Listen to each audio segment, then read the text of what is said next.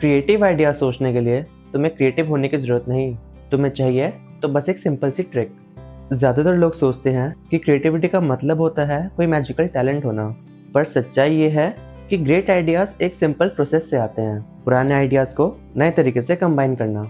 Let me prove it. Steve job ने touch screen, phone या internet invent नहीं किया था, उसने बस इन चीज़ों को कंबाइन करके आईफोन बनाया। शेक्सपियर ने भी पुरानी कहानियों के प्लॉट्स उठा के उन्हें और बेहतर बनाया।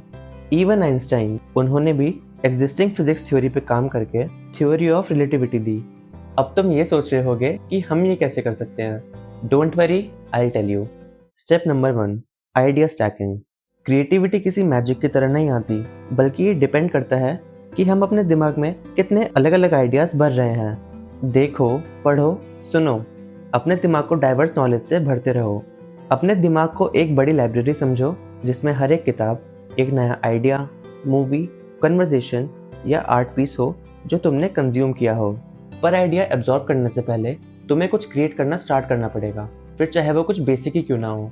क्योंकि अगर सिर्फ माइंडलेसली एब्जॉर्ब करते रहोगे बिना कुछ क्रिएट करे तो उसका कोई फायदा नहीं है। Step 2, write down your ideas. अपने आइडियाज़ को लिखते रहो, फिर चाहे वो आइडियाज़ आपस में बिल्कुल अलग हो, उससे फ़र्क नहीं पड़ता।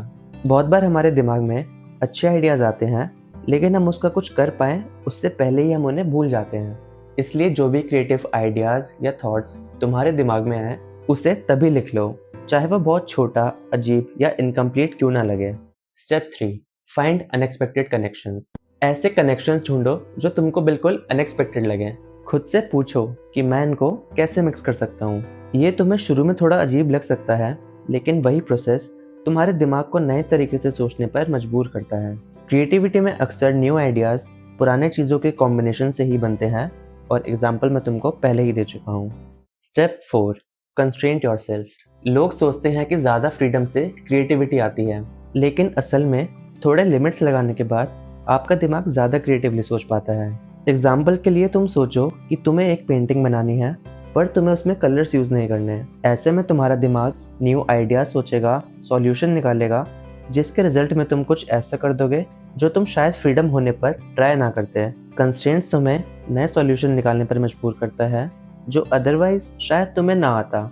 सो आई होप आप लोग को समझ आ गया होगा कि क्रिएटिविटी कोई मैजिक नहीं, बल्कि एक सिंपल प्रोसेस है आइडियाज़ कलेक्ट करने का, उन्हें मिक्स करने का एंड एक्सपेरिमेंट करने का।